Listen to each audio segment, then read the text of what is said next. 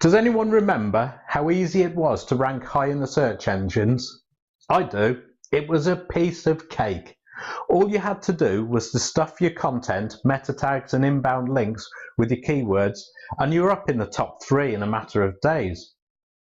These were the early days of SEO, when AltaVista, Excite and Lycos were the go-to search engines. All we needed to do back then was to add the word Viagra in the meta tags, hide the keyword in the content in tiny text, and hey presto, you ranked in the top 10. Then Google came along. Google were, and still are, intent on destroying these black hat tactics, as they came to be known. It took Google's engineers a huge amount of time and effort to build an algorithm that could beat the cheats. But eventually they nailed it, or at least almost. Manipulative SEO is now dying, even though it's still in use. Some of you may have heard of one of Google's algorithms. It's called Panda, and it was rolled out a few years ago to get rid of these spam tactics, such as keyword stuffing. But it made a lot of people angry. Of course, there were going to be many website owners who suffered, me included, but we all knew we were playing a risky game anyway. So what we had to do, we had to change our game, and that meant looking at SEO in a completely different way. Thanks to Google, or no thanks, depending on who you speak to, SEO has changed. Of course, when you're putting together a web page, you still need to think about your keywords, but you need to approach content writing for SEO in a totally different way. So here's my guide to writing content with SEO in mind. Number 1, don't write content for the search engines.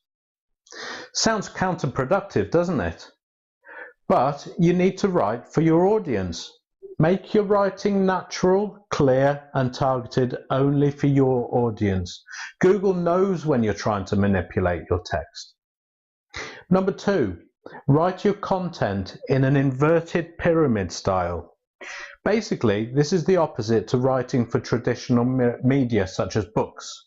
Summarize your point at the beginning of the content rather than at the bottom. Writing for the web is different to other media because users want relevant information straight away. They don't want to have to read 5,000 words before they get to the point. The search engine also know that if you're providing that information straight away too, then that's going to help you in the search engines. Number 3, make your headings and subheadings compelling. Make them relevant to what the visitor came for and craft them so that they are magnetic and that they make people want more. Number 4, include statistics, numbers, facts, bullet points, lists. They all help to keep the reader engaged. When they're engaged, they spend more time on your website, and more time on site is a metric that Google records to determine if a web page is any good, even if it is just one of more than 100 factors. Number 5, get your spelling sorted. Typos kill your credibility. If you're not good at spelling, get someone in who is. Number 6, use variation. Now, there's something called in SEO called latent semantic indexing, or LSI. Search engines need to know if your content is relevant and appropriate to a search phrase. They do that by using this LSI, which is a fancy way of analyzing the context of words and how those words fit in with the rest of the content on the page. Now, the higher the relationship between those key words and phrases and the surrounding content, the higher the relevance. So when you're writing your content, use related keywords, synonyms and variations of words. Number 7, link to other websites. Google loves links. It always has done. If you link to other websites that are useful for your visitors, then it will help you too. Your website will appear more valuable if you link to other trusted websites and blogs. Number 8, keep sentences and paragraphs short, and to the point. Check out the BBC News website and you'll see that their content is broken down into lots of paragraphs, even though it goes against normal convention.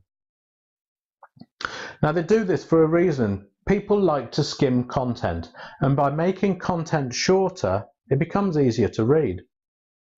Number 9, avoid industry terms and jargon. Very few people will stick around your website if you're trying to show off by using technical terms that they won't understand.